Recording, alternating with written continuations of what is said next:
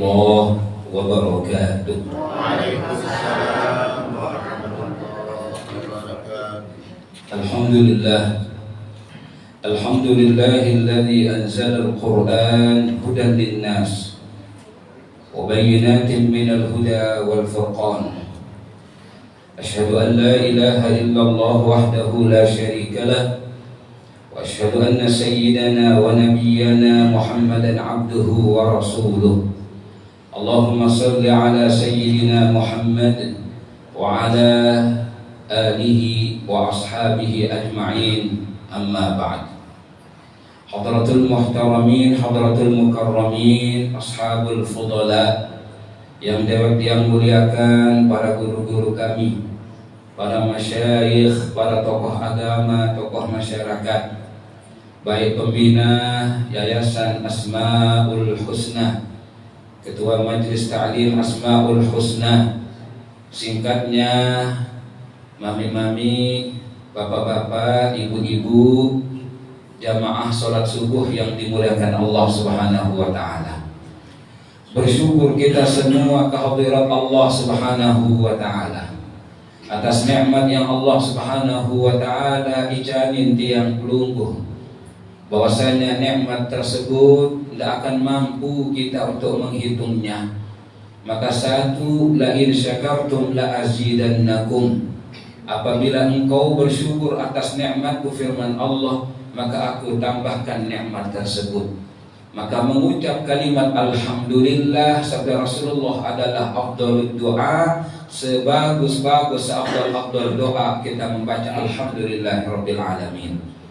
Cinta kita kepada baginda Rasulullah sallallahu alaihi wasallam, yang mana beliau pun sangat cinta kepada tiang pelungguh, maka cinta kita nanti kepingin kita supaya dekat duduknya dengan baginda Nabi, maka perbanyaklah membaca salawat kepada beliau. Allahumma salli ala sayyidina Muhammad wa ala ali sayyidina Muhammad.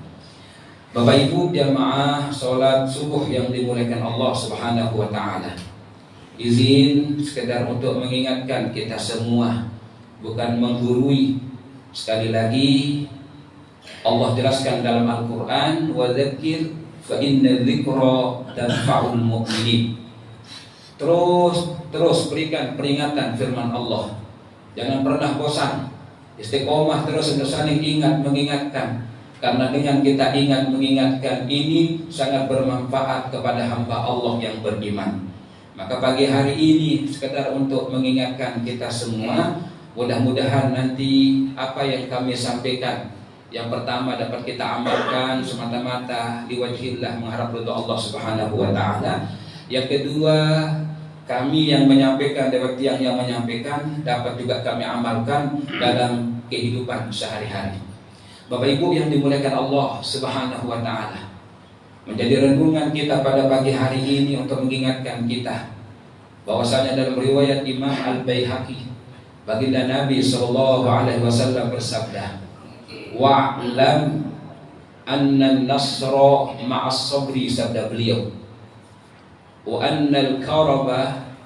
Nah, beliau menjelaskan sungguh kemuliaan orang yang diberikan pertolongan oleh Allah, kuncinya adalah kesabaran. Jadi sabar niki untuk kita mendapatkan pertolongan Allah, maka pertolongan Allah tersebut ada pada orang-orang yang selalu dia bersabar. Namanya kita hidup Bapak Ibu yang dimuliakan Allah Subhanahu wa ta'ala, sudah jelas kehidupan ini, fa inna ma'al usri yusra, inna ma'al usri yusra. Jadi kehidupan ini ada kalanya kita diuji, kita diberikan oleh Allah berbagai macam musibah, kita bersabar. Kemudian tidak terus menerus ujian itu datang, maka ada kalanya Allah berikan kebahagiaan. Tertutup semua kesusahan-kesusahan itu, Allah datangkan kebahagiaan. Bahagia terus menerus, maka ada ujian di balik itu semua. Makanya wanablukum bisyarri wal khairi fitnah. Kami uji engkau dengan sesuatu yang membuat kita bahagia, ujian apakah kita bersyukur atau tidak. Dan Allah uji kita dengan sesuatu yang membuat kita artinya disuruh untuk bersabar, membuat kita tidak mau menerima musibah-musibah itu. Terkadang tidak ingin terjadi sama kita, tapi itulah yang terjadi. Maka itulah tanda kecintaan Allah. Allah angkat derajat setiap hambanya. Maka dengan ujian Allah angkat derajat. Maka dengan kemuliaan pun itu sebagai ujian kepada kita. Berapa banyak orang yang diuji dengan kemiskinan, mereka mampu menahannya. Tetapi ketika mereka diuji dengan kekayaan, dengan harta benda, contohnya seperti Qarun, yang mana dia dengan sombongnya, apa yang aku dapatkan itu adalah ilmu dariku. Dia tidak pernah mengaku bahwa itu adalah pemberian Allah. Maka dengan kesombongannya dia pun ditenggelamkan oleh Allah Subhanahu wa taala. Maka dengan ujian tersebut Bapak Ibu yang dimuliakan Allah Subhanahu wa taala, untuk menjadi renungan kepada kita bahwasanya pertolongan Allah itu ujinya adalah kita bersabar. Bapak Ibu yang dimuliakan Allah Subhanahu wa taala, Allah gambarkan, Allah berikan kita informasi, Allah kabarkan kepada kita bagaimana perjalanan para anbiya, para rasul-rasul Allah, yang mana sabda Rasulullah sallallahu alaihi wasallam yang maknanya dalam hadis sahih, beliau bersabda yang maknanya sungguh ujian yang paling berat itu adalah diberikan kepada para nabi, kemudian setelahnya itu pada orang-orang yang soleh, dan seterusnya sabda beliau. Jadi tergantung dari keimanan seseorang. Semakin kuat imannya, berbeda ujiannya. Semakin ibu-ibu istiqomah, ujiannya pun berbeda. Seperti sebelum-sebelumnya yang sebelum kita istiqomah. Maka dengan bersabar ini, insya Allah, Allah Subhanahu wa taala senantiasa akan memberikan pertolongan kepada tiang pelungguh. Nabi Yusuf alaihissalatu wassalam menjadi renungan kita. Ketika dia masih kecil, dia bermimpi. Dia ungkapkan mimpinya kepada bapaknya Nabi Yakub. Inni ra'aitu ahada asyara kawkaba wasyamsa wal qamar ra'aituhum li sajidin. Dia ceritakan, Bapak, aku bermimpi melihat ada 11 bintang, ada matahari, kemudian bulan. Aku lihat dia artinya sujud memberikan penghormatan kepada Nabi Yusuf. Maka bapaknya pun melihat apa yang disampaikan oleh Nabi Yusuf. Dia katakan, la taqsus ru'yaka ala ikhwatik fayakidu laka kaidah. Dia takut nanti kalau dia tahu oleh saudara-saudaranya, karena memang dari gelagat-gelagat saudara-saudaranya sudah mulai dia ada rasa iri, timbullah dengki di situ, ingin melenyapkan Yusuf yang masih kecil, yang ketika itu dilihat paling dianggap oleh saudaranya, yang paling disayang oleh bapaknya. Maka dengan sebab iri dengki ini timbullah di situ rencana-rencana jahat, rencana yang tidak baik, naudzubillah. Maka iri dengki disebutkan dalam hadis, hati-hati olehmu, itu iyyakum wal hasad, itu jauhi olehmu sifat iri dengki tersebut. Karena apa? Fa innal hasada, sungguh ya, artinya hasad itu akan memakan kebaikan seperti api yang memakan kayu bakar, begitu cepatnya. Namanya api bukan kayu bakar aja dimakan, besi pun leap doang si api gelam. Gedung yang tadinya megah kuat beton, malah itu yang cepat sekali dilalap oleh api. Nah itulah diumpamakan hasad itu sangat-sangat berbahaya. Maka saudara-saudaranya pun membuat dia rencana untuk ingin dia bawa Yusuf untuk dilenyapkan dari muka bumi. Masya Allah, ujian demi ujian, dari masih kecil sudah mendapatkan ujian tersebut Bapak Ibu. Ternyata di balik ujian itu asa an takrahu syai'an wa yaj'alallahu fihi khairan katsiran. Boleh jadi dengan ujian tersebut di situ kebaikan-kebaikan Allah berikan yang sangat banyak. Ini sering terjadi sama tiang pelungguh. Terkadang orang bilang itu, kalau kamu bilang sabar saja sama saya, sabar. Coba kalau ini terjadi sama kamu, malah kita yang diberikan nasihat lebih marah lagi. Masya Allah. Kita dengarkan apa yang diberikan nasihat. Ketika Allah uji kita dengan sakit, Bapak Ibu, maka datangnya kita apa yang disampaikan oleh guru-guru kita setiap pengajian bulanan. Datangi yang sakit, sampai di situ berikan dia motivasi, berikan dia dorongan agar dia kuat menghadapi ujian tersebut. Jelaskan, saudaraku, alhamdulillah, disinilah Allah cinta. Jelaskan supaya bagus angan. Jadi dari sini insya Allah ini cepat Allah akan sembuhkan. Itu motivasi kepada yang sakit. Bacakan di Al-Quran. Saya kita dengar beliau guru-guru kita, jangan sampai rumah sakit ngerumpi di sana. Ajin bawang perhatian, ajin sepir sekiru ya lain. Nah, ajin bawang dibicarakan di rumah sakit, orang lagi menggigil sakit, masya Allah. Bacakan Al-Quran, pegang tangannya, kemudian insya Allah khair, insya Allah tahur, sehat. Yang penting dikasih motivasi. Itu juga motivasi, itu obat yang terbesar. Di samping dia minum obat dokter, kemudian dikasih motivasi, maka dia akan tumbuh nanti kekuatan untuk dia menghadapinya. Ada yang sakit begini sehat, alhamdulillah. Kemarin saya lihat dia main bola, ada senang yang sakit. Asal jangan ditakut-takuti, itu saja ibu-ibu. Ada 2 kemarin seperti ini sakitnya, terus mati. Ini yang membuat kata guru-guru kita semakin lemah memang kita. Makanya penting. Jadi untuk memotivasi itu gunanya kita saling mendatangi. Bahkan siapa yang mendatangi di pagi hari, 70.000 dalam hadis sahih, 70.000 malaikat senantiasa akan mendoakan dia sampai waktu nanti besok sore lagi dia. Seandainya kita datang sore, didoakan lagi sampai waktu pagi didoakan oleh malaikat 70.000. Siapa-siapa yang mendatangi saudaranya yang ditimpa musibah, dia bersabar bersama-sama saling mengingatkan, maka fi khurafatil jannah, maka dia berada di antara taman-taman surga, artinya sudah berada dalam surganya Allah Subhanahu wa taala. Nah, inilah kemudian yang tadinya Nabi Yusuf pun dia begitu dibenci sama saudara-saudaranya karena dilihat sudah lain, dia saja yang dicintai. Akhirnya dia pun dibuang ke dalam sumur. Ternyata dari situ pun dia mendapatkan, artinya wahyu, ada ilham bahwasanya engkau nanti akan diangkat derajatmu, kemudian mereka tidak akan mengenalimu, saudara-saudaramu tidak akan mengenalimu lagi. Maka berbalik arah.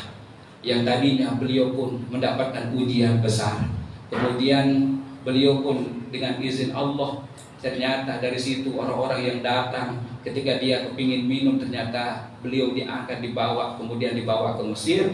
Dari situlah beliau kemudian kehidupannya tinggal di dalam istana negara yang ada di Mesir. Nah, tapi disitulah diuji lagi ketika masa-masa beliau sudah mulai dewasa, sudah mulai remaja naik dewasa. Karena sebab Nabi, istri dari Al-Aziz ternyata tertarik hati sama beliau. Di situ juga ujian beliau sampai timbul fitnah yang sangat besar. Ujian demi ujian didapati. Sempat beliau lama juga berada di dalam penjara dengan sebab dia memilih untuk di penjara. Di dalam penjara pun beliau berdakwah. Dari situ masya Allah, Allah angkat derajat beliau karena salah satu dari mukjizat beliau adalah min ta'wilil ahadits. Beliau diberikan oleh Allah mukjizat mampu mentakwil mimpi. Sehingga raja yang bermimpi ada 7 sapi yang kurus memakan yang gemuk, apa maksudnya? Akhirnya beliau teringat 2 orang yang sudah dikeluarkan. Beliau pun menjelaskan kepada Tuan Raja bahwasanya 7 tahun nanti kita dalam keadaan subur, maka persiapkan untuk menghadapi 7 tahunnya nanti kita dalam keadaan kering kerontang, dalam keadaan paceklik. Ternyata betul 7 tahun sudah dipersiapkan sama raja, kemudian 7 tahunnya betul terjadi seperti itu. Maka Nabi Yusuf pun dengan izin Allah diangkat menjadi bendaharawan di kerajaan yang ada di Mesir. Dengan di situ beliau diangkat derajatnya. Ternyata di Palestina, di tempat-tempat tinggal Nabi Yakub dan anak-anaknya, terjadi juga masa paceklik yang tidak ada dimakan. Ternyata dulu akhirnya dia datang minta kepada dari Palestina ke Mesir untuk mencari, artinya ya sesuap nasi di situ. Ternyata dia diberikan banduk, diberikan apa semua, mereka tidak mengenal kalau itu adalah saudaranya. Inilah kemuliaan Allah berikan, yang tadinya dia tidak ingin dilihat, tetapi Allah mengangkat derajat setiap hambanya. Nabi Ayyub alaihissalatu wassalam, yang mana Allah abadikan dalam Al-Quranul Karim. Antara lain dalam Al-Quran bahwasanya Nabi Ayyub, yang pertama Bapak Ibu menjadi renungan kita bersama. Nabi Ayyub alaihissalatu wassalam ini, beliau orang yang kaya raya, hartanya sejauh mata memandang. Istrinya pun bernama, ada yang berpendapat dia bernama Lia binti Yusuf, ada juga yang berpendapat Lia binti Yakub. Kemudian pendapat juga dari para ulama, nama istrinya adalah Rahmah binti Ibrahim.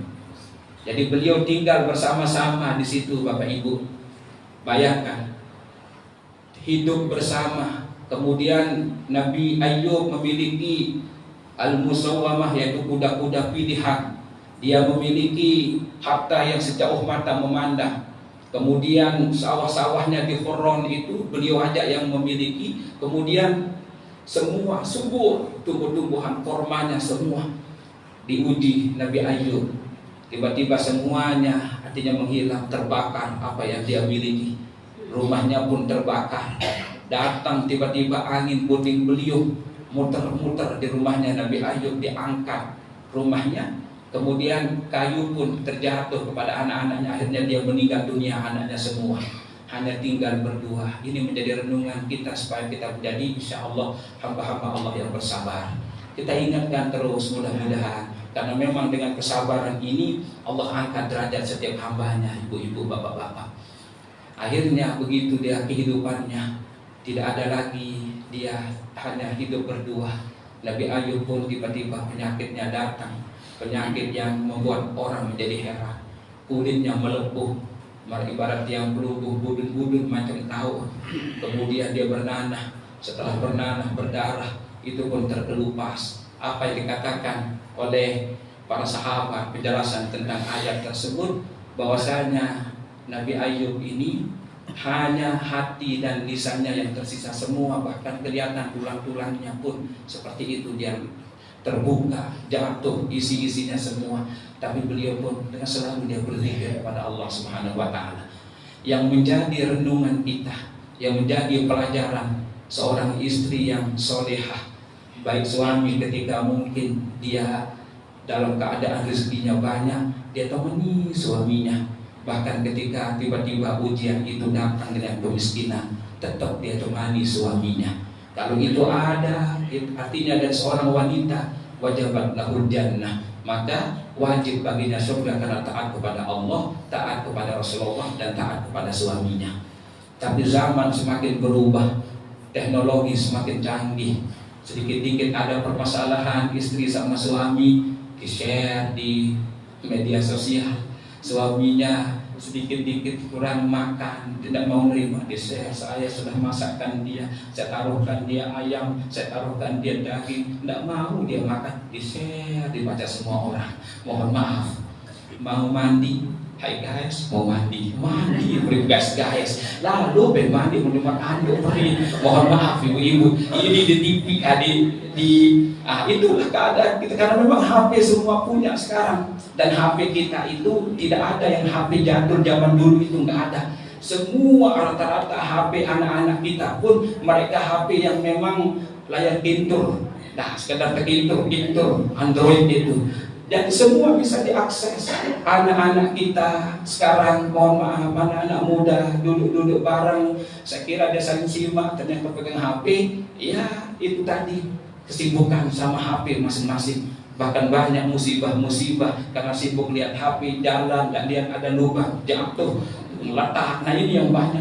Jadi kalau HP, ya Allah, memang ini baik, gunakan yang terbaik. Jangan sedikit-dikit di-share, sedikit-dikit Bapak Ibu permasalahan kita. Lihat, dulu tidak ada HP, tapi dia temani suaminya sama rahmah, pahit manis. Tidak sekarang ketika suami banyak harta, Allahu Akbar, sedikit-dikit, siapa lagi kalau tidak suami gua, lu sih suami lu payah, suami orang dibilangin, kalau suami gua, mantap, pas lagi susah, mohon maaf namanya hidup itu roda, udah kita di atas, udah kita di bawah.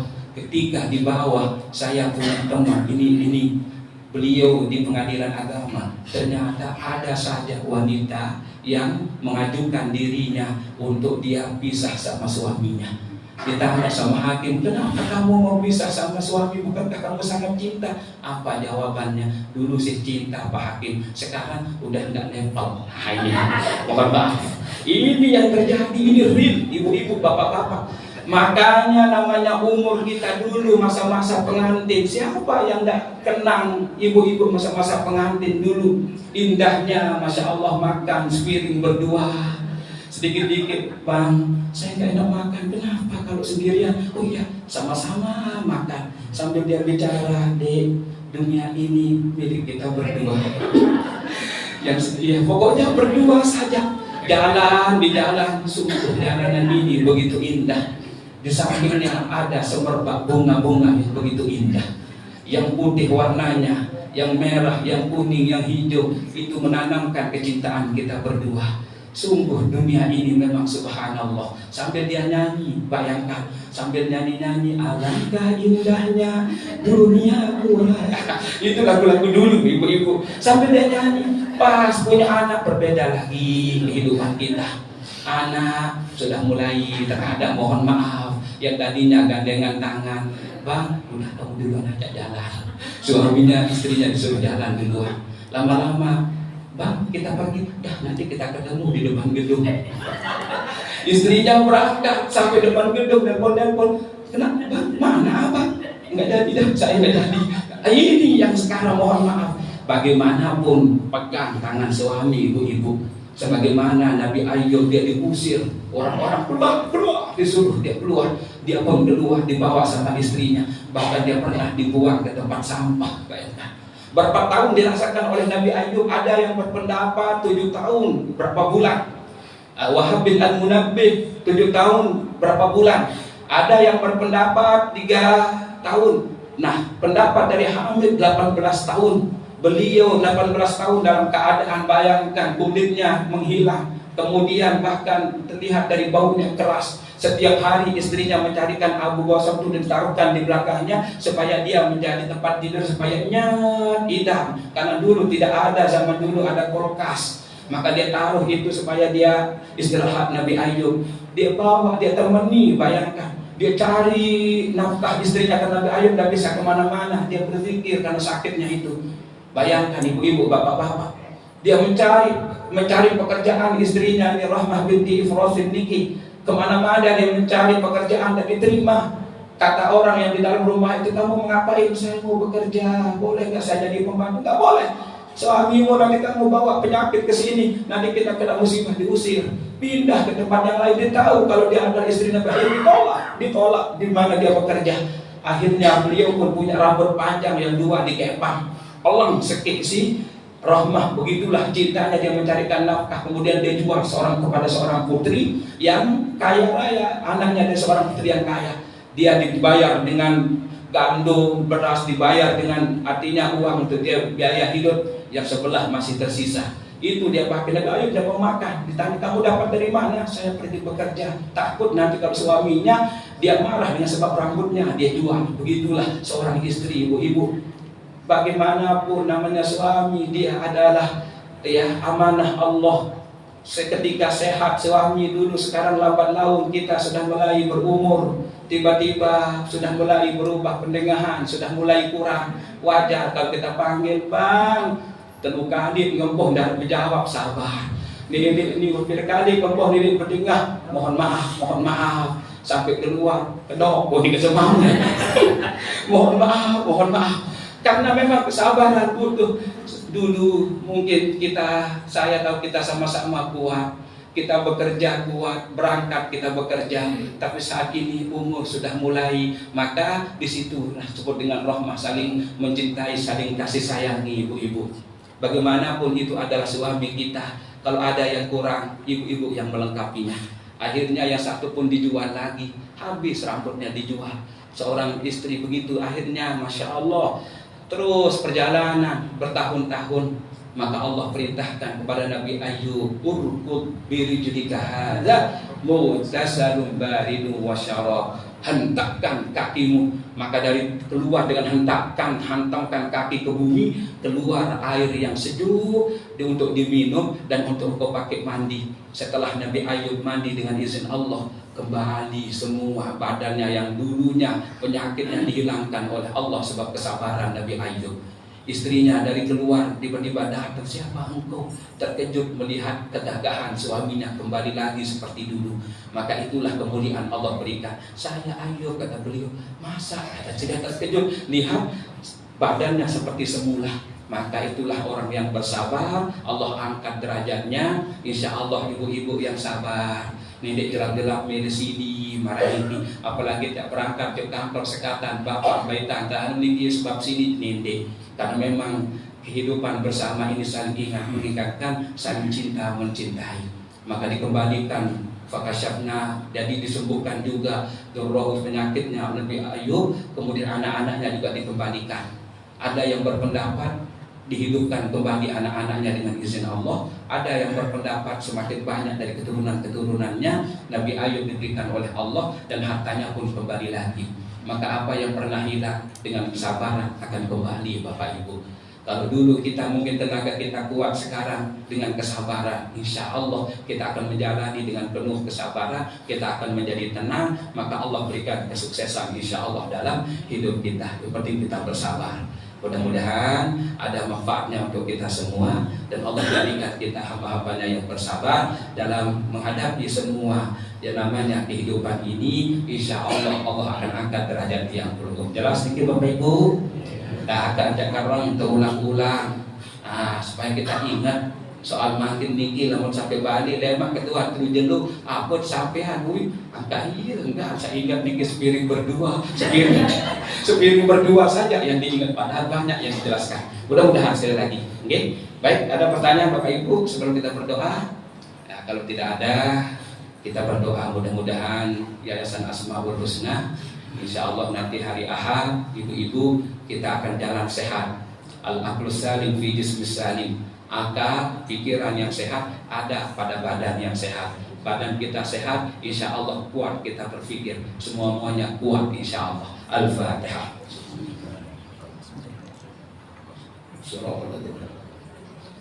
A'udzu billahi minasyaitonir rajim. Bismillahirrahmanirrahim. Alhamdulillahi Rabbil Alamin. Wassalatu wassalamu ala ashrafil anbiya wal mursalin wa ala alihi wa ashabihi ajma'in. Allahumma ighfir lana dhunubana wa liwalidina warhamhum kama rabbawna shighara wa jami'il mu'minina wal mu'minat wal muslimina wal muslimatil ahya'i minhum wal الأموات إنك سميع قريب مجيب الدعوات يا قاضي الحاجات.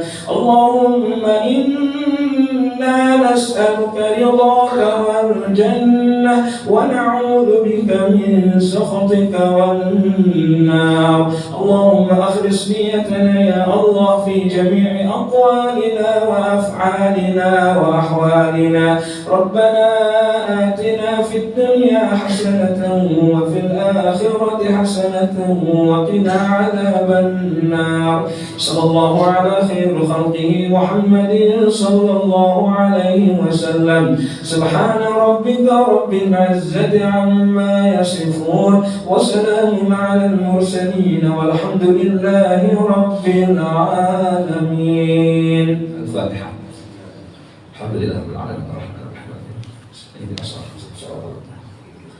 Demikian yang bisa kami sampaikan. Ampun. Wabillahi taufiq wal hidayah. Wabillahi taufiq wal hidayah. Wassalamualaikum warahmatullahi wabarakatuh.